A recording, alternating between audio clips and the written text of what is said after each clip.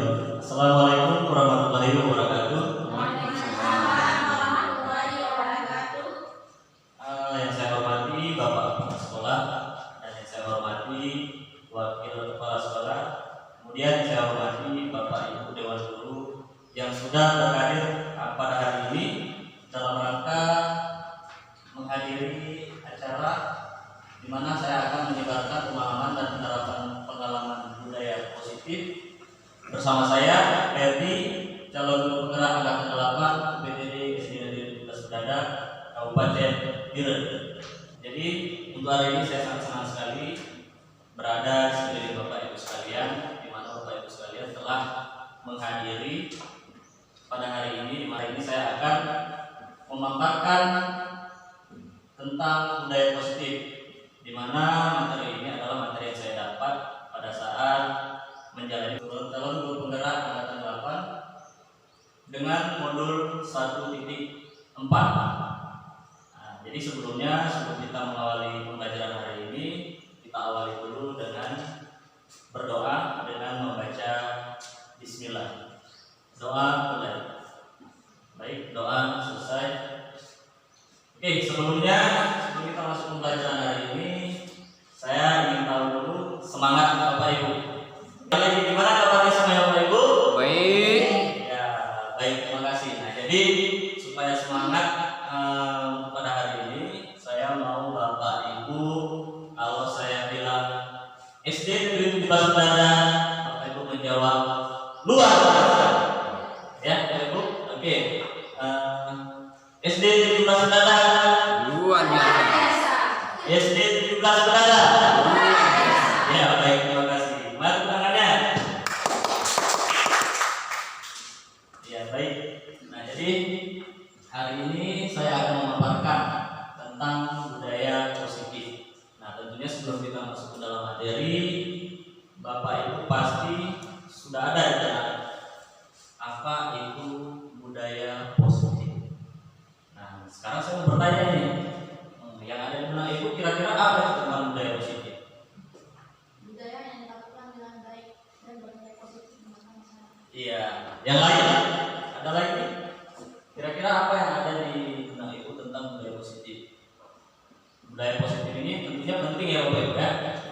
Tentunya penting kita lakukan di sekolah kita. Nah, jadi budaya positif ini adalah hal-hal yang harus kita lakukan di lingkungan sekolah kita. Tidak hanya di sekolah, tapi juga yang harus kita lakukan di dalam lingkungan masyarakat maupun di lingkungan rumah. Tentunya budaya positif ini sangat penting kita lakukan di sekolah, terutama kepada peserta didik kita. Dan ini tidak juga hanya kita lakukan kepada peserta didik, tapi juga kita terapkan kepada rekan-rekan guru yang lain. Tentunya kita sebagai pendidik. Nah, ini dia. Untuk menerapkan budaya positif, tentunya kita harus paham dulu apa itu konsep inti budaya positif. Nah, jadi pada hari ini saya akan membahas konsep inti budaya positif agar nanti kita dapat menerapkan budaya positif di sekolah kita tentunya. Nah, untuk yang pertama, di sini ada perubahan paradigma belajar. Yang kedua, motivasi perilaku manusia. Yang ketiga, disiplin positif. Yang keempat, kebutuhan dasar manusia. Yang kelima, posisi kontrol guru. Yang keenam, nilai-nilai kebajikan. Yang ketujuh, keyakinan kelas. Dan yang terakhir adalah segitiga restitusi. Nah, ini adalah konsep inti di mana nantinya kita dapat menerapkan budaya positif di sekolah.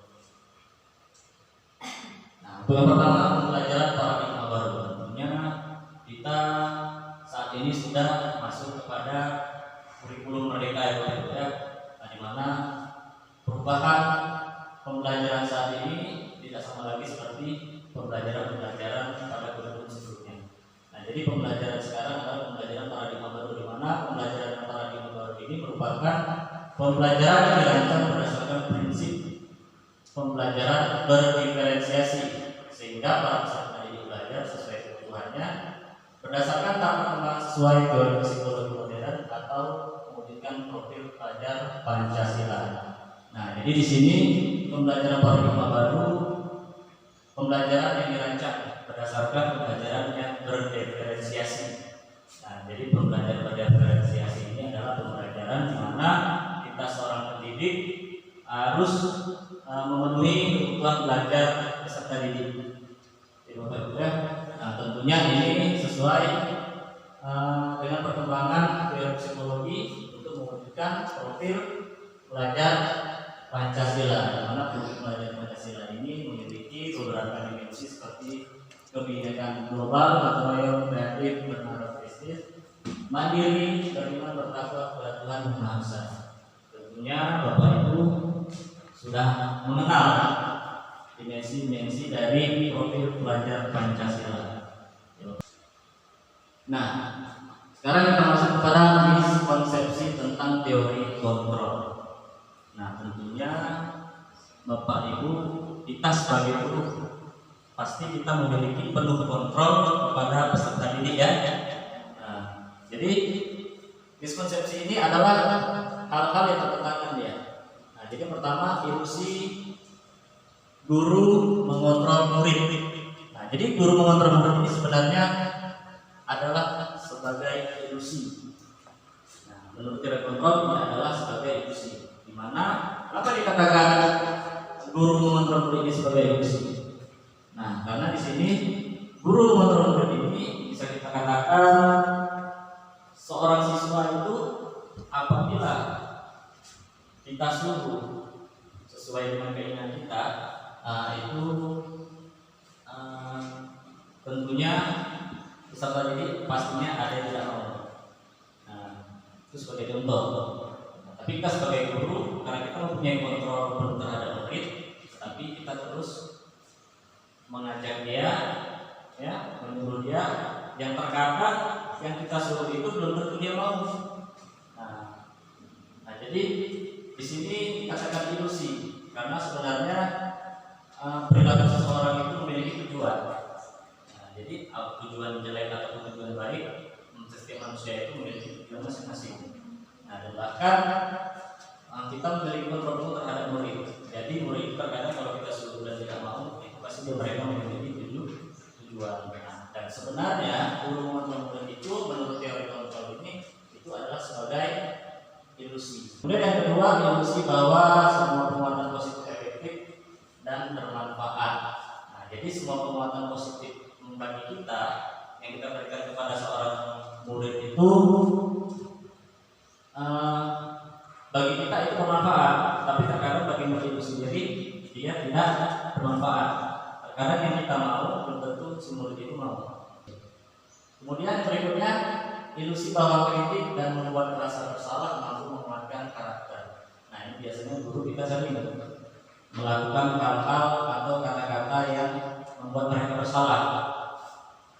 Kita tahu mereka berbuat salah, tetapi kita tetap memberikan dialog-dialog negatif sehingga dia merasa bersalah atas kesalahan yang diperbuat. Nah, ini juga dikatakan sebagai ilusi. Kemudian yang terakhir, ilusi bahwa orang dewasa berhak memaksa. Nah, ini satu lagi. Kita sebagai orang dewasa pastinya memiliki hak memaksa. Apalagi contohnya bisa kita katakan kita sudah punya anak di rumah. Kita pasti sering memaksa kehendak apa yang kita mau agar anak kita mau menuruti mau kita. Kadang anak kita sendiri tidak mau itu karena apa? Karena mereka ada tujuannya kenapa dia tidak mau. Jadi orang dewasa ini tentunya mempunyai hak untuk memaksa seseorang ke slide berikutnya. Nah, ini dia perubahan paradigma stimulus respon, teori kontrol atau teori pilihan. Nah, ini ada pertanyaan, siapa sesungguhnya yang memiliki kontrol? Dalam stimulus respon, kita mencoba mengubah orang agar berpandangan sama dengan kita. Tapi teori kontrol mengatakan kita berusaha memahami pandangan orang lain tentang dunia. Nah, jadi dapat kita jelaskan di sini, sesungguhnya kita tidak bisa mengubah orang agar berpandangan sama dengan kita. Jadi kalau dalam teori kontrol itu kita harus memahami pandangan orang tersebut tentang dunia mereka. Kemudian yang kedua di sini perilaku buruk dilihat sebagai suatu kesalahan. Ini adalah stimulus respon. Teori kontrolnya adalah semua perilaku manusia memiliki tujuan. Seperti saya katakan tadi, manusia itu memiliki tujuannya masing-masing, baik tujuan itu jelek maupun tujuan itu baik. Ya Pak Ibu ya. Nah, kemudian orang lain bisa mengontrol saya. Nah, ini stimulus respon yang mungkin kita pahami saat ini. Tetapi teori kontrol mengatakan hanya Anda yang bisa mengontrol diri Anda. Nah, jadi sebenarnya yang dapat mengontrol kita itu hanyalah diri kita sendiri. Tidak ada orang lain. Kemudian saya bisa mengontrol orang lain. Stimulus respon. Kemudian kalau teori kontrolnya itu Anda tidak bisa mengontrol orang lain. Kemudian pemaksaan ada pada saat bukan gagal. Itu adalah stimulus respon. Teori kontrolnya adalah kolaborasi dan konsensus menciptakan pilihan-pilihan baru. Jadi di sini biasanya pemaksaan itu ada pada saat bukan gagal. Maksudnya biasanya kalau anak-anak itu tidak membuat PR misalnya, tapi kita haruskan dia membuat harus siap, ya Bapak Ibu ya. Nah, sehingga terjadinya pemaksaan apabila murid itu tidak mau. Tapi itu dapat dikatakan sebenarnya adalah pendidikan yang gagal. Tapi teori kontrol mengatakan kita dapat melakukan kolaborasi, karena kolaborasi itu dapat menciptakan pilihan-pilihan baru. Nah, jadi terdapat solusi-solusi yang baik kepada peserta didik tanpa kita memaksa. Disiplin positif itu bagaimana Bapak Ibu? Disiplin positif ini bisa dikatakan itu berasal dari kata disiplina, ya, artinya belajar. Disiplin mengacu kepada disiplin diri yang memiliki tanggung jawab terhadap apa yang dilakukannya, berdasarkan nilai-nilai yang diyakini. Nah, jadi disiplin positif ini adalah sebenarnya tanggung jawab terhadap apa yang dilakukan berdasarkan nilai-nilai yang kita yakini. Nah, disiplin positif merupakan salah satu cara menjalankan disiplin yang bertujuan untuk menumbuhkan kesadaran serta memberdayakan peserta didik tanpa imbalan, ancaman atau hukuman. Sebenarnya disiplin ini identik ya dengan yang namanya hukuman. Benar tidak benar? Benar ya? Disiplin ini biasanya identik dengan hukuman. Nah, kenapa dikatakan hukuman? Karena biasanya kalau anak-anak tidak disiplin itu kita sering memberi hukuman kepada siswa itu sendiri ya. Nah, apalagi kita juga seorang pendidik apabila tidak disiplin biasanya ada hukuman atau konsekuensi yang diberikan kepada sekolah ya. Nah, jadi sebenarnya disiplin ini adalah kesadaran kita, pemberdayaan kita atau peserta didik tanpa imbalan itu seperti hadiah, reward dan lain sebagainya, pujian ya, ancaman atau hukuman. Sebenarnya disiplin itu tidak boleh kita lakukan, kita jalankan atas dengan hukuman. Jadi sebagai pendidik tujuan kita adalah menciptakan peserta didik yang memiliki disiplin diri sehingga mereka berperilaku mengacu kepada nilai-nilai kebajikan universal dan memiliki motivasi intrinsik dalam perubahan perilaku ke arah yang lebih baik. Jadi sebenarnya disiplin positif ini lebih mengacu kepada nilai-nilai kebajikan, nilai-nilai kebajikan universal yang kita yakini. Nah, ini dia nilai-nilai yang kebajikan yang saya katakan tadi. Nah, jadi ini adalah nilai-nilai kebajikan, nilai yang disepakati bersama lepas dari suatu bangsa, agama, bahasa maupun latar belakangnya. Nah, ini adalah contoh nilai kebajikan institusi atau organisasi. Nah, nilai-nilai kebajikan yang ada pada program Pancasila di sini adalah contohnya itu seperti beriman dan bertakwa pada Tuhan yang Maha Esa dan berakhlak mulia, berkebinekaan, gotong royong, mandiri, kreatif, dan bernalar kritis. Nah, ini adalah salah satu contoh-contoh nilai kebajikan. Nah, nilai kebajikan inilah yang nantinya harus kita yakini agar terjadinya atau terjalinnya budaya positif atau disiplin positif yang ke arah lebih baik. Nah, yang kedua di sini adalah nilai-nilai kebajikan, yaitu Primaritas Program (PPP). Ini adalah nilai-nilai kebajikan institusi atau organisasi. Contohnya itu seperti toleransi, rasa hormat, integritas, mandiri, menghargai, antusias, empati, keingintahuan, kreativitas, kerjasama, percaya diri, dan komitmen. Nah, yang terakhir ini adalah nilai kebajikan keterampilan hidup, dapat dipercaya, lurus hati, pendengar yang aktif, tidak merendahkan orang lain, dan memberikan yang terbaik dari diri. Nah, jadi ini adalah nilai-nilai kebajikan yang harus kita yakini. Karena apabila kita meyakini nilai-nilai kebajikan itu biasanya itu akan terlahir motivasi instinktif, ya, motivasi di dalam diri kita. Pada kebutuhan dasar manusia. Nah, jadi tentunya sudah sering kita dengar ya kebutuhan dasar manusia.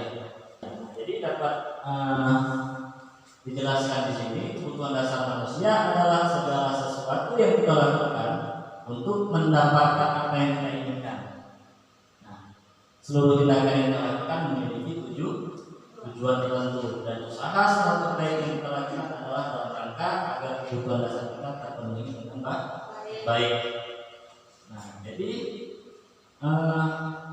untuk melakukan budaya positif di sekolah, kita juga harus memperhatikan kebutuhan dasar manusia, karena kita banyak sekali beragam peserta didik yang berbagai karakter, yang mungkin banyak juga sekali kebutuhan dasar dia yang belum terpenuhi. Jadi untuk menerapkan budaya positif ini, kita juga harus memahami kebutuhan dasar peserta didik kita. Sebenarnya apa yang mereka butuhkan, apa yang mereka perlukan. Nah, jadi untuk itu kita harus memahami kebutuhan peserta didik. Nah, contohnya, nah ini dia. Jadi kebutuhan dasar manusia itu ada di 5 ya Bapak Ibu. Nah, yang pertama bertahan hidup, yang kedua kasih sayang yang rasa yang terima, yang ketiga penguasaan, yang keempat kebebasan, yang kelima kesenangan. Nah, jadi ada 5 kebutuhan dasar manusia. Jadi yang pertama ini adalah bertahan hidup. Ini sudah sangat, mungkin ini sendiri kita sudah sangat paham ya, kebutuhan dasar manusia ini bertahan hidup tentunya. Contohnya itu adalah makanan, pakaian, tempat tinggal, keamanan, kesehatan. Nah, ini adalah salah satu bentuk kebutuhan dasar manusia dalam bertahan hidup. Nah, ini biasanya pasti ada yang peserta didik kita. Salah satu contoh misalnya ada siswa kita di kelas 5. Mungkin dia ini pada saat sekolah sering sekali meminta bekal temannya. Ya, Bapak Ibu ya. Nah, contohnya seperti itu. Dia sering meminta bekal temannya sehingga temannya pun merasa terganggu. Nah, itu diakibatkan kenapa? Karena si anak tersebut dia adalah kebutuhan dasar dia untuk makan, bertahan hidup di sini. Nah, jadi terkadang kita seorang guru pada saat ada masalah-masalah seperti itu, kita langsung menyalahkan si anak itu sendiri tanpa kita menanyakan kenapa dia setiap hari seperti ini. Ya, Pak ya. Nah, jadi kita mungkin sering sekali seperti itu. Kita langsung mengambil keputusan bahwa dia salah. Padahal kalau kita telusuri, kalau kita pahami lebih lanjut, kita dapat tahu apa alasan dia, kenapa dia selalu meminta makanan temannya, mengganggu bekal temannya. Yang baik ya. Nah, mungkin saat selama ini kita jarang seperti itu. Kalau ada anak-anak seperti itu, kita langsung mengambil sepihak. Kita langsung memberi hukuman kepada anak yang merasa mengganggu teman lain. Nah, padahal perbuatan dia itu juga memiliki tujuan. Tapi terkadang kita tidak mau tahu. Ya, Bapak Ibu, kemudian yang kedua, nah, kasih sayang yang merasa diterima. Nah, Kasih sayang rasa diterima ini contohnya seperti rasa diterima diberikan, berbagai kerjasama menjadi bagian dari kelompok. Contoh yang bisa Ibu di kelas kita ada seorang anak yang dia mungkin memakai jilbab yang baru. Jilbab baru itu mungkin dia pakai tidak sesuai dengan aturan sekolah. Ya. Kemudian dia menanyakan kepada gurunya, "Bu, coba lihat, cantik kan jilbabnya?" Nah, kadang-kadang seperti itu. Tetapi kita langsung, kenapa pakai jilbab seperti itu? Pasti ada guru seperti itu. Kenapa tidak pakai sesuai dengan aturan di sekolah? Nah, itu karena apa?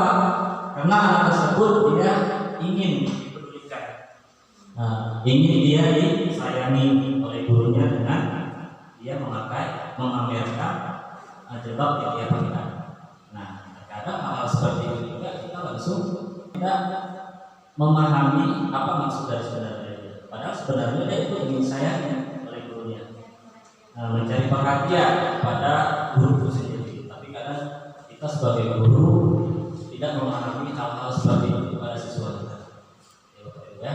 Nah, kemudian yang ketiga, penguasaan. Nah, penguasaan ini biasanya harga diri, keinginan untuk dianggap dia sebagai pemimpin, berprestasi, diakui dengan. Nah, biasanya ini banyak dimiliki oleh anak-anak yang mempunyai prestasi. Dia merasa pintar. Nah, dia merasa sama gurunya itu harus dia yang mengajari teman-temannya. Nah, atau dia menyepelekan teman yang lain. Nah, itu bahwasanya anak tersebut dia kebutuhan dasarnya itu ingin menjadi penguasa. Cuma seperti itu kembali lagi kita sebagai guru kadang-kadang kita tidak senang melihatnya. Ya, dengan sikap-sikap dia seperti itu kita terkadang merasa tidak senang sekalipun dia minta. Padahal dia ingin menjadi seorang penguasa. Dalam kebutuhan dasar manusia ini dia ingin menjadi seorang penguasa. Nah, jadi hal-hal seperti ini tidak lagi kita perhatikan dengan baik. Kemudian yang keempat, kebebasan. Mandiri, memiliki pilihan, mencoba hal baru, mampu mengendalikan arah dirinya. Nah, bebas. Nah, ada peserta ini seperti ini. Dia ingin bebas dalam belajarnya. Nah, kemudian kesenangan. Nah, ini dia. Bermain, humor, antusiasme, tertawa. Nah, ini contohnya misalnya ada peserta didik yang di dalam kelas suka selawat, suka nyanyi. Pada saat belajar nyanyi dia sendiri, asik sendiri dia, kadang kawannya sudah tertawa. Nah, ini diakibatkan karena dia karena dia senang. Kebutuhan dasar dia itu ingin senang, merasa senang. Nah, jadi terkadang kita udah seperti itu langsung kita marah. Nah, padahal dia karakternya memang seperti itu. Kebutuhan dia itu adalah rasa senang. Nah, terkadang di rumah dia tidak mendapatkan hal-hal seperti itu, tapi di sekolah dia bisa mengungkapkan dirinya untuk menyenangkan dirinya. Nah, jadi ini adalah 5 kebutuhan dasar manusia yang harus kita pahami. Nah, jadi kebutuhan dasar manusia ini juga nantinya mempengaruhi kita dalam menjalankan budaya positif di sekolah. Nah, ini dia. Nah, sekarang kita masuk kepada motivasi perilaku manusia. Jadi motivasi perilaku manusia ini ada 2. Yang pertama motivasi eksternal. Yang kedua motivasi internal. Nah, ini kita bahas dulu sekarang motivasi eksternal. Nah, jadi biasanya motivasi eksternal ini yang pertama untuk menghindari ketidaknyamanan atau hukuman. Nah, kemudian untuk mendapatkan imbalan atau penghargaan dari orang lain. Biasanya motivasi perilaku manusia yang eksternal ini biasanya sangat-sangat gampang kita temui, ya. Nah, jadi sebagai contoh misalnya peserta didik dia datang terlambat datang ke sekolah. Nah, terkadang dia Oh tidak, contohnya misalnya dia cepat datang ke sekolah dengan alasan untuk menghindari ketidaknyamanan. Nah, apabila dia datang terlambat, pastinya dia tahu kan, saya kena hukuman. Tidak nyaman ya kalau dia datang terlambat. Nah, atau dia datang cepat hanya perkara imbalan atau penghargaan dari orang lain, ujian dari guru misalnya. Nah, jadi hal-hal seperti itu. Nah, ini disebut dengan motivasi eksternal. Jadi yang harus kita tumbuhkan yang sebaiknya adalah motivasi internal, motivasi dalam diri si peserta didik. Tapi juga ini berlaku tidak hanya peserta didik, tapi juga berlaku kepada kita sebagai pendidik. Ya. Nah, ini dia motivasi internal untuk menjadi orang yang mereka inginkan dengan diri sendiri, dengan nilai-nilai yang mereka percayai. Artinya tidak cuma dan kemudian akan berlebihan agar meminimalisir motivasi eksternal di dalam diri. Nah, jadi harusnya motivasi seperti inilah yang harus ada di dalam diri kita, baik diri kita maupun di diri peserta didik. Nah, jadi apabila kita ada motivasi ini, kita tidak lagi datang cepat, kita tidak memikirkan lagi terlambat aku karena hukuman. Datang cepat kita hanya ingin dipuji oleh atasan, tidak. Tetapi motivasi berikutnya adalah menjadi kita menghargai diri kita sendiri. Kita itu telah yakin nilai-nilai yang kita yakini. Nah, seperti saya katakan tadi, nilai kebajikan universal. Nah, artinya motivasi internal ini kita mengacu kepada nilai-nilai kebajikan tadi. Nah, kita dapat memotivasi diri kita sendiri, menghargai diri kita sendiri. Jadi hal-hal seperti inilah yang sebaiknya kita tumbuhkan kepada peserta didik kita. Jadi dia datang cepat itu tidak hanya lagi, jangan lagi terpikir olehnya karena dia takut kalau terlambat itu. Datang cepat karena takut kalau terlambat dia tidak merasa nyaman. Datang cepat karena mencari muka ataupun mencari pujian dari gurunya. Nah, jadi bagaimana kita untuk menimbulkan atau menumbuhkan motivasi seperti ini pada peserta didik kita? Tentunya itu tadi kita dapat menerapkan budaya positif di sekolah kita. Nah, ini dia. Nah, kita masuk kepada hukuman, konsekuensi dan restitusi. Nah, jadi ini sangat berkaitan sekali dengan disiplin positif tadi ya Pak Ibu ya. Nah, yang pertama kita lihat hukuman. Hukuman biasanya tidak terencana atau tiba-tiba. Kemudian murid tidak tahu apa yang terjadi, tidak dilibatkan, tetapi tiba-tiba mendapat hukuman oleh gurunya. Nah, kalau hukuman ini bersifat satu arah, kemudian berupa hukuman fisik atau psikis. Jadi hukuman itu ya tidak hanya fisik, tapi psikis juga. Nah, jadi hukuman ini mungkin masih sering kita lakukan terhadap peserta didik kita. Nah, kemudian konsekuensi ini biasanya terencana dan disepakati sesuai peraturan. Nah, ini terencana disepakati sesuai peraturan biasanya anak-anak juga sudah diberi paham oleh gurunya. Contoh misalnya, apabila kamu terlambat masuk sekolah, kamu akan menulis saya terlambat datang ke sekolah sebanyak mungkin misalnya 2 kali atau 3 kali. Atau kalau dalam olahraga itu sudah disepakati apabila terlambat 10 menit kamu boleh di lapangan 2 kali misalnya. Jadi ada konsekuensinya. Konsekuensinya itu bisa berupa seperti lari keliling 2 kali ya. Nah, kemudian murid tetap dibuat tidak nyaman.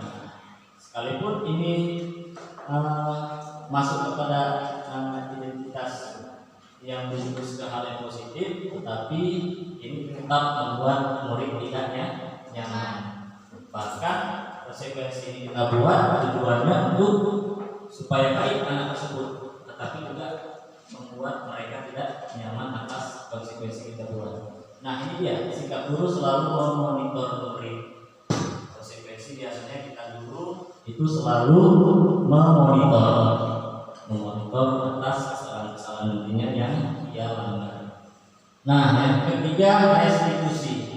Restitusi ini biasanya proses menciptakan kondisi bagi murid untuk memperbaiki kesalahan. Proses kolaboratif yang mengajak murid untuk mencari solusi sendiri. Nah, ini yang paling baik itu sebenarnya adalah hal ini. Restitusi ini adalah proses menciptakan kondisi bagi murid untuk memperbaiki kesalahan. Jadi murid dapat kita perbaiki kesalahannya tanpa membuat mereka tidak nyaman.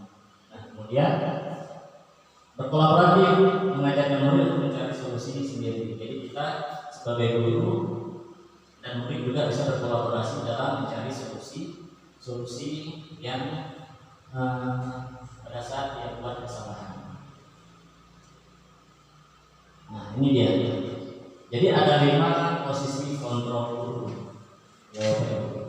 Nah jadi yang pertama ada posisi kontrol guru sebagai penghukum. Yang kedua, posisi kontrol guru membuat merasa bersalah.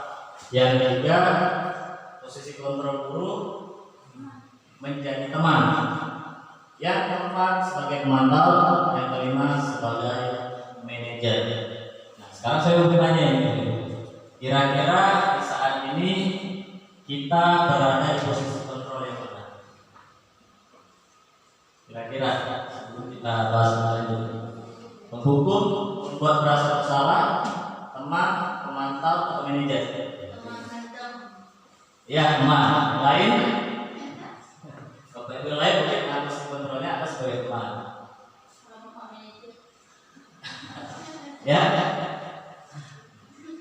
ya, baik. Nah, jadi tadi dikatakan oleh salah satu rekan guru kita, posisi kontrol kita sekarang adalah teman. Kita bahas satu persatu. Guru sebagai penghukum. Nah, biasanya posisi kontrol guru sebagai penghukum ini biasanya identik dengan menunjuk siswa, nada suara tinggi, mata terkadang melotot-melotot. Coba lihat. Nah, ini biasanya posisi kontrol sebagai seorang penghukum. Guru sebagai seorang penghukum. Nah, mungkin saat ini kita juga masih sering berada di posisi ini, ya, boleh. Nah, saya sendiri mungkin masih seperti itu. Nah, kemudian yang kedua, membuat merasa bersalah. Nah, biasanya seorang guru ini sering membuat peserta didik itu merasa bersalah atas kesalahan itu. Ya, contoh.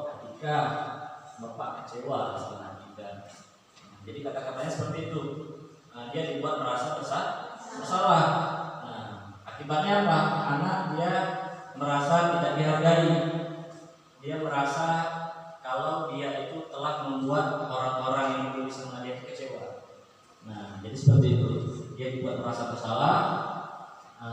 Kemudian dia bakalan tidak nyaman atas hal-hal yang diberikan oleh gurunya seperti itu, ya. Nah, kemudian kalau teman, nah ini dia. Kalau teman ini dia masuk kepada identitas yang baik, tidak gagal, tapi itu identitas yang baik. Tetapi juga hasilnya juga kurang dapat kita apa maksudnya? Lebih ke hal yang sangat positif. Nah, tapi mungkin kalau saat ini kita harus belajar dulu di posisi teman, pemantau, dan manajer. Jadi ketiga ini dia sudah masuk ke dalam identitas yang positif. Tapi kalau penghukum dan pembuat merasa bersalah ini masuk ke identitas yang negatif. Nah, kalau teman biasanya guru ini pada saat dia melakukan kesalahan biasanya percakapannya atau dialognya itu seperti menjadi teman. Tapi biasanya murid tersebut dia akan ketergantungan dengan guru itu sendiri. dia merasa nyaman dengan guru itu sendiri. Tetapi pada saat nanti dengan guru yang lain, dia akan merasa kehilangan dengan guru yang dianggap teman tadi. Akibatnya apa? Dia tidak mandiri dalam melakukan sesuatu. Nah, jadi dia berfokus dengan guru dia sendiri. Kemudian pemantau. Nah, pemantau ini biasanya guru selalu mengontrol murid akan aturan-aturan yang ada di sekolah. Dia biasa melakukan seperti data, dia memiliki data. Data itu bisa dikatakan kalau di sekolah itu dia memegang aturan. Nah, salah satu contoh misalnya pemantau ini ada seorang murid yang terlambat, tapi dia pada saat datang ke sekolah memakai sepatu berwarna coklat. Aturan di sekolah kan hitam, ya. Nah, jadi pemantau itu, seorang guru pemantau ini dia tetap memegang aturan sehingga memberikan seperti konsekuensi kepada seorang murid tadi. Nah, mungkin konsekuensinya seperti buka sepatu di dalam kelas pada saat belajar tidak boleh pakai. Nah, misalnya seperti itu. Jadi pemantau ini biasanya dia memberikan konsekuensi terhadap peserta didiknya. Tujuan dia itu baik sebenarnya, tetapi juga itu berdampak yang tidak baik juga kepada si murid. Tapi ini mesti dalam pada identitas yang yang positif. Nah, para pemantau ini dia masih bisa dikatakan tidak memberikan hukuman pada peserta didik. Nah, kemudian yang terakhir sebagai seorang manajer. Nah, sebagai seorang manajer ini biasanya kontrol sebagai manajer ini dia nadanya datar. Nada suaranya itu biasanya dia seperti seorang pemimpin yang baik. Biasanya manajer ini dia menawarkan hal-hal yang baik atas kesalahan si peserta didik. Dia mengajak kolaborasi peserta didiknya untuk memecahkan sebuah masalah, mencari solusi agar peserta didik itu mencari solusi sendiri. Nah, jadi dia bisa berkolaborasi dengan gurunya mencari solusi yang baik. Artinya ini mengembalikan posisi peserta didik itu ke dalam kelompoknya tanpa kita harus menyalahkan dia. Kita tahu bahwa sebenarnya dia salah, tapi kita tidak menyalahkan dirinya. Posisi kontrol dulu seperti ini. Nah, jadi dia menawarkan hal-hal yang baik, menawarkan solusi untuk peserta didiknya. Nah, jadi sebenarnya kalau kita katakan yang paling baik kita harus berada di posisi manajer. Terkadang kalau kita dalam pelaksanaannya itu masih sangat sulit gitu ya. Nah, dalam posisi itu kita bisa menjadi posisi kontrol seperti saya katakan tadi, teman pemantau. Kalau ini mungkin masih dalam proses, tapi alangkah baiknya kita melakukan posisi kontrol sebagai manajer. Nah, artinya di sini tidak ada lagi hal-hal yang merugikan si peserta didik. Jadi selama ini kita masih banyak memberikan konsekuensi atau hukuman kepada peserta didik kita yang melakukan kesalahan. Sebenarnya siswa yang kesalahan itu harus kita bujuk, kita berikan solusi agar dia dapat memecahkan masalah dia sendiri, supaya dia menjadi pribadi yang bertanggung jawab, mandiri dan merdeka. Nah, ini contohnya, contoh dalam tema posisi kontrol. Ada kasus di sini, siswa tidak memakai atribut lengkap saat upacara bendera. Nah, hormat pada bendera selama 30 menit. Nah, ini adalah salah satu contoh penghukum. Kemudian berapa kali Bapak harus memberitahu kamu selalu saja mengecewakan Bapak Ibu. Nah, ini adalah membuat merasa bersalah. Biasanya seorang guru itu mengatakan hal-hal seperti ini, mengecewakan, ya. Nah, kemudian Contoh berikutnya sebagai teman. Nah, ayo dong ikuti aturan sekolah yang membantu Bapak Ibu ya. Sekali ini saja. Ya sudah, tidak apa-apa, lain kali jangan sampai berbuat seperti ini lagi ya. Nah, jadi teman biasanya kata-kata seperti ini yang dilakukan oleh seorang guru. Nah, ini artinya mengajak seorang peserta didik itu sebagai teman. Kemudian pemantau itu biasanya kamu sudah melanggar aturan sekolah, kamu tahu konsekuensinya. Setelah upacara kamu beri atributnya ke koperasi dan jangan diulangi. Nah, jadi pemantau ini selalu memberikan konsekuensi atas data-data atau aturan yang dimiliki. Nah, kemudian yang terakhir sebagai manajer. Sebagai manajer biasanya pertama dia selalu menanyakan apa itu kesalahannya. Kira-kira bagaimana memperbaiki kesalahan kamu. Nah, jadi di sini guru mengajak seorang murid itu mencari solusi dia sendiri, memberi kesempatan kepadanya agar dia tidak melakukan kesalahan. Kira-kira sebagai posisi kontrol apa ini kata-kata seperti ini? Saya kecewa kali sama kamu. Manajer kah, pemantau kah? Ya, dia merasa bersalah. Iya sekali. Nah, jadi posisi ini saya kecewa ini adalah salah satu contoh di mana guru sebagai membuat merasa bersalah. Kemudian, nah, kamu tidak pernah benar bukannya? Biasanya posisi kontrol apa? Penghukum, pemantau atau teman. Kamu tidak pernah benar melakukannya. Sebagai penghukum, ya karena di sini maksud kata-kata tidak pernah benar. Kamu tidak pernah benar melakukannya. Kamu salah, ya. Nah, jadi posisi kontrol ini adalah di posisi kontrol dulu sebagai penghukum. Nah, ayolah lakukan dari Bapak Ibu ya. Iya, sebagai teman. Baik, ya. Kamu tidak pernah mendapat nilai jika mengerjakan tugas. Iya, pemantau. Karena di sini ada konsekuensi. Tidak pernah mendapat nilai konsekuensinya apabila dia tidak mengerjakan tugas. Ya. Nah, yang terakhir, apa cara untuk menyelesaikan masalah ini? Sebagai manajer, dia selalu menanyakan apa kesalahan yang dia perbuat. Kemudian mereka, seorang guru sebagai manajer ini, dia menawarkan solusi-solusi yang baik untuk peserta didik. Nah, oke. Ini adalah materi berikutnya tentang keyakinan kelas. Setelah kita menerapkan mengetahui tadi konsep-konsep inti dari budaya positif, kita melanjutkannya ke keyakinan kelas. Nah, keyakinan kelas ini sangat-sangat membantu peserta didik melakukan budaya positif di sekolah. Nah, ini ada pertanyaan otomatis, mengapa tidak peraturan saja? Mengapa harus keyakinan kelas? Nah, ada contoh.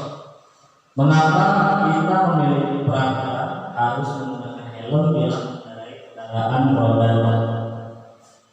Kenapa Bapak Ibu? Kalau dalam peraturan, kalau dalam peraturan kita takut hilang. Ya.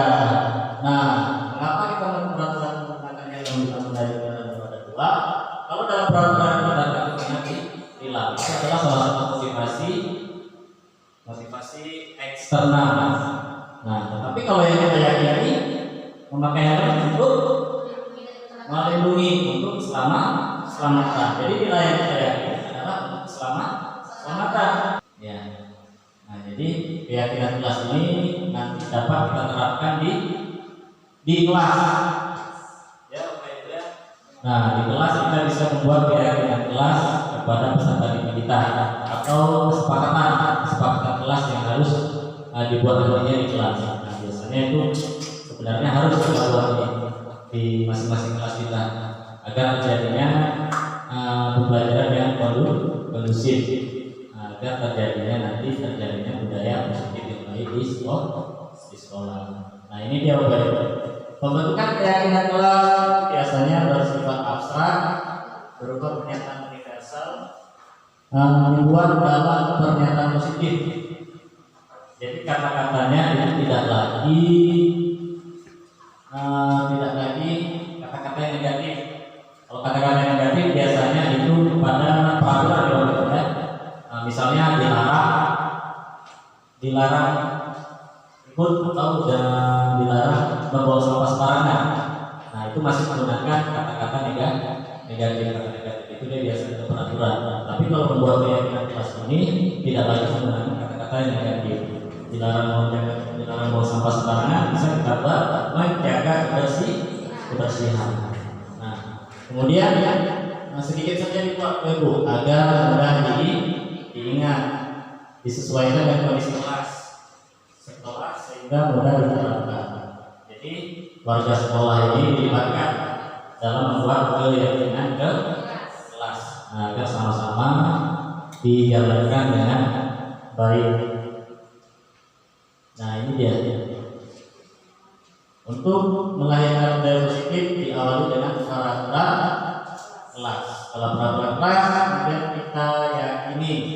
Seperti saya katakan tadi, peraturan kelas itu biasanya masih seperti dilarang, tidak boleh, jangan. Nah, tapi setelah itu kita yakini. Nah, yakin ini dia merujuk kepada hal-hal kata-kata yang positif, tidak lagi kata-kata negatif. Contohnya jangan lari-lari di dalam kelas, misalnya, atau dalam keyakinannya berjalan di kelas, ya, Bapak Ibu ya. Kemudian setelah ada keyakinan kelas itu pasti terjadinya lingkungan yang positif. Setelah lingkungan yang positif, barulah terjadinya budaya positif di sekolah kita. Yang mana yang merupakan keyakinan kelas di sini ada dua kata sama, kesepakatan kelas. Yang sebelah sini juga kesepakatan kelas. Nah, kira-kira yang ini atau yang ini keyakinan kelas? Dan kenapa? Yang mana yang dikatakan keyakinan kelas? Yang ini atau yang ini? Ini keyakinan. Kalau yang ini kesepakatan. Bukan yang ini yang kesepakatan. Kalau keyakinan kan kata-katanya pendek, sedikit abstrak. Ya, pendek, sedikit, abstrak. Ya kan? Nah, tetapi kalau keyakinan ini dia kembali lagi kepada nilai-nilai kebaikan universal. Yang keyakinan kelas adalah ya ini dia. Karena di sini saling menyayangi. Nah, ada nilai-nilai kebajikannya di situ. Nah, kalau kesepakatan kelas, nah yang ini kata tepat waktu mengucapkan salam, menjaga kebersihan sekolah, berdoa sebelum dan sesudah kegiatan aktif dalam pembelajaran. Nah, ini adalah kesepakatan. Ini keyakinan. Karena di sini sudah ada nilai-nilai kebajikannya, semangat, saling menyayangi, yang baik. Nah, jadi di kelas itu nanti bisa kita buat kesepakatan. Setelah kesepakatan kita bisa buat juga keyakinan. Kita yakini apa? Kesepakatan belajar kita apa? Nah, ini sangat perlu Bapak Ibu kita terapkan di kelas, di sekolah kita. Nah, jadi buat kesepakatan keyakinan kelas ini kita dibangun seorang murid, guru dan murid berkolaborasi dalam menentukan kesepakatan apa yang perlu diterapkan di kelas. Ya Bapak Ibu. Nah, jadi ini sangat penting untuk menumbuhkan budaya positif di sekolah kita. Yang sebelah sini adalah peraturan, yang sini adalah keyakinan kelas. Nah, selalu kembalikan buku ke tempatnya. Kira-kira keyakinan kelasnya apa? Ya Bapak Ibu? Atau yang ini dilarang oleh orang lain. Nah, yang kita yakini apa? Keyakinan kelas yang harus kita buat. Dilarang mengganggu orang lain. Ya, menghormati keyakinan yang kita yakini. Ikhlas bisa kita buat menghormati antar teman boleh, menghargai antar teman boleh. Ya, jadi itu yang harus kita yakini. Jadi keyakinan ikhlas ini biasanya ya kembali kepada nilai kebajikan. Kebajikan tadi, nilai kebajikan tadi sudah ada kita contohkan. Nah, kemudian ya selalu kembali ke tempatnya. Yang kita yakini itu adalah tanggung jawab. Kemudian yang kedua, menghormati orang lain.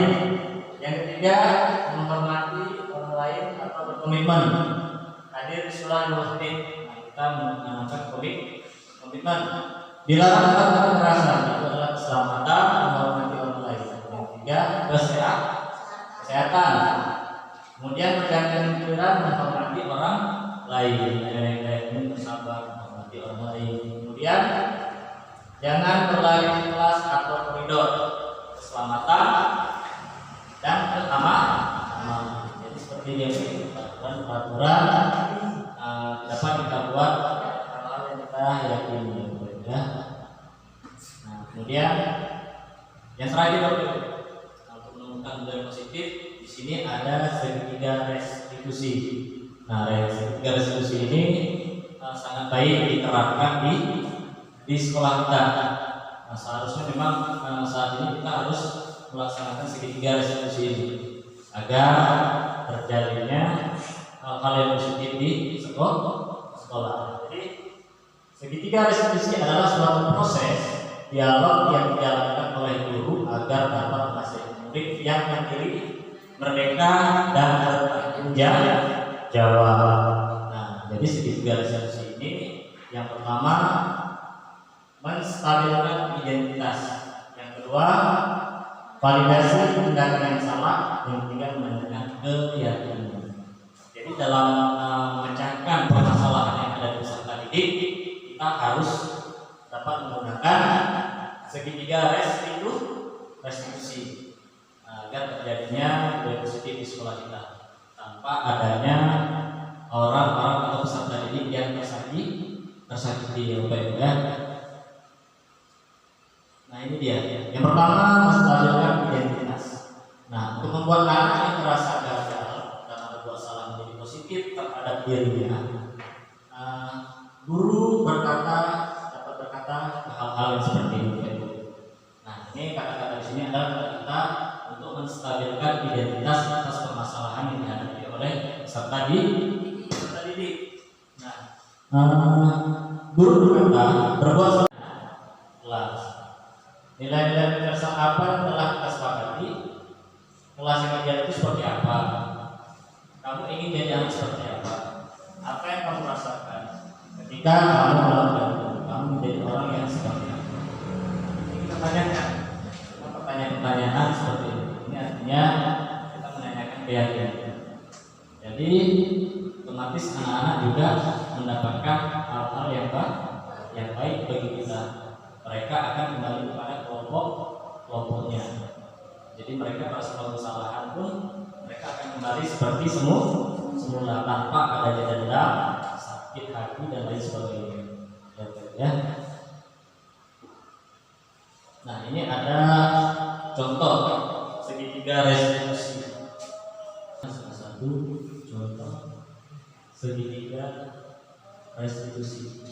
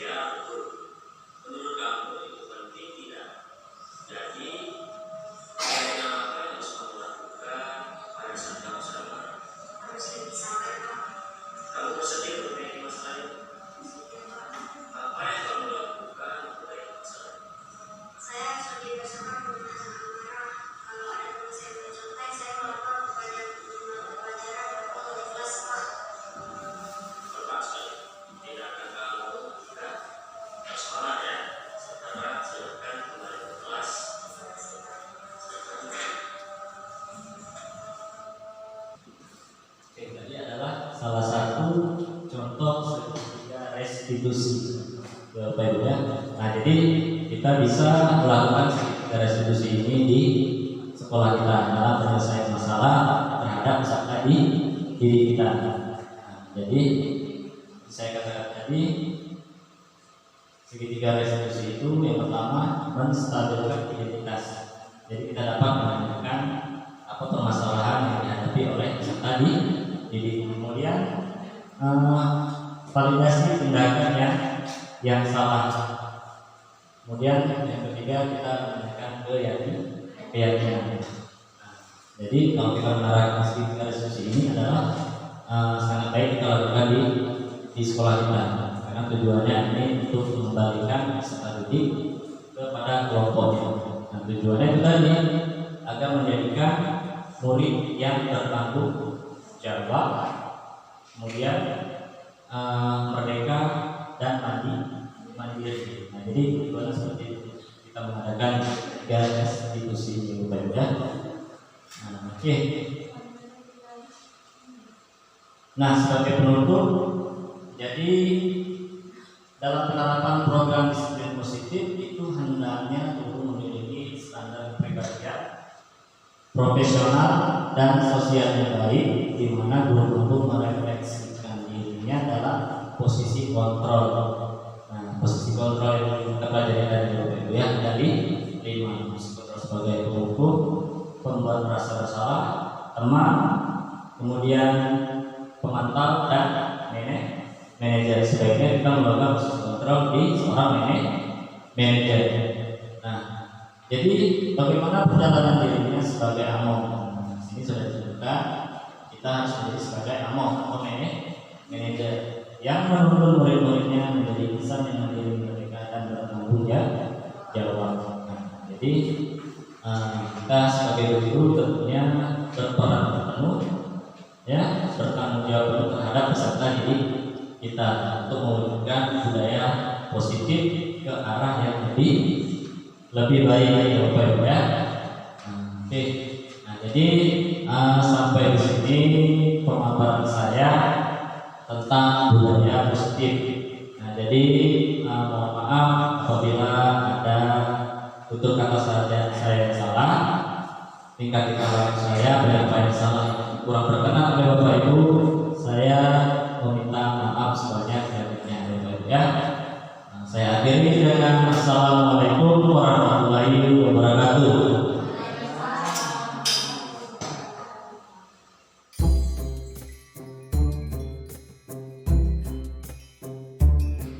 Assalamualaikum warahmatullahi wabarakatuh.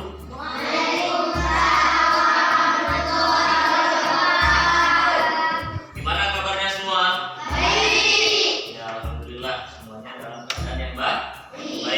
Oke, hari ini kita akan membuat keyakinan kelas. Nah, ada yang pernah dengar keyakinan kelas? Belum ya? Nah, jadi keyakinan kelas ini dia mirip-mirip seperti peraturan. Nah, kalau di kelas atau di sekolah itu biasanya ada ya yang namanya peraturan, tata tertib, iya kan? Nah, artinya peraturan tata tertib itu juga harus kita jalankan. Nah, jadi pada hari ini kita akan membuat keyakinan kelas. Nah, keyakinan kelas itu adalah kita akan membuat bagaimana yang harus kalian yakini. Ya, yang kalian yakini apa tentang kelas itu nanti kita buat. Nah, jadi seperti Pak katakan tadi, keyakinan kelas ini hampir sama dengan peraturan atau tata tertib yang ada di kelas maupun di sekolah. Misalnya kalau peraturan itu kan salah satu contohnya misalnya jangan terlambat ke sekolah, jangan terlambat masuk ke kelas. Iya kan? Itu adalah salah satu aturan. Benar tidak? Tapi yang kita buat sekarang adalah keyakinan. Yang kita yakini itu apa? Yang tadi seperti Bapak katakan tadi adalah peraturan. Peraturan itu misalnya seperti tadi tentang terlambat, ya, jangan membuang sampah sembarangan. Itu aturan bukan? Aturan. Kemudian apa lagi? Jangan ribut di kelas misalnya. Aturan bukan? Aturan. Nah, yang kita buat sekarang adalah keyakinan.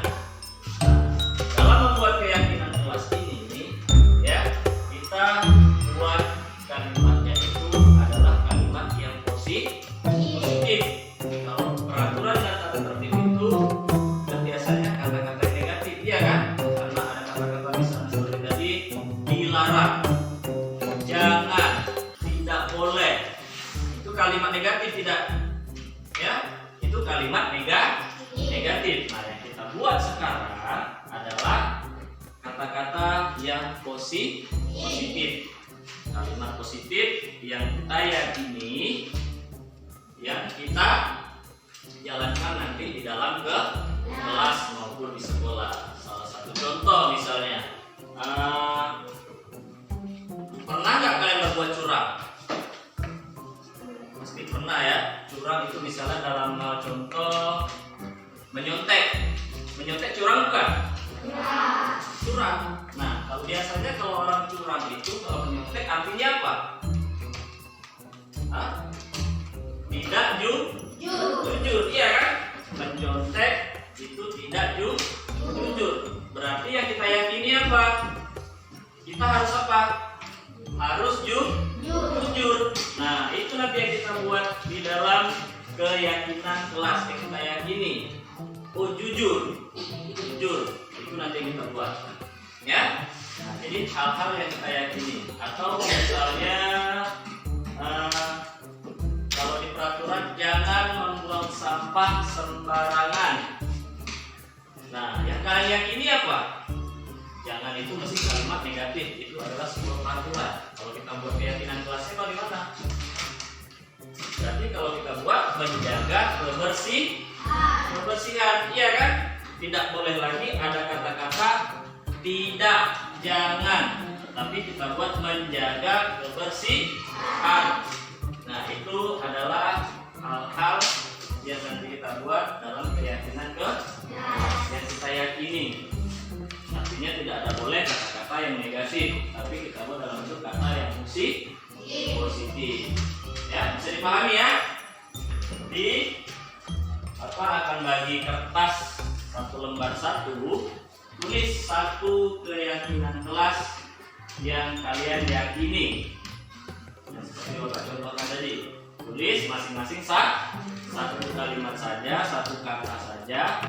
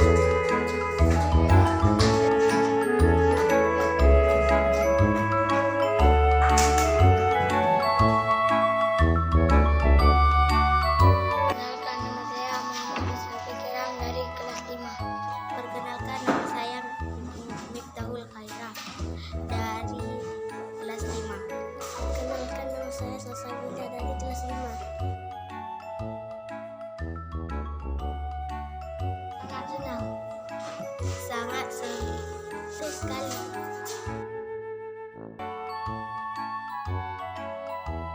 Sangat penting. Ya. Penting.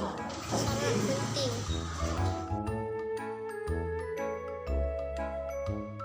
Karena dapat berperilaku disiplin.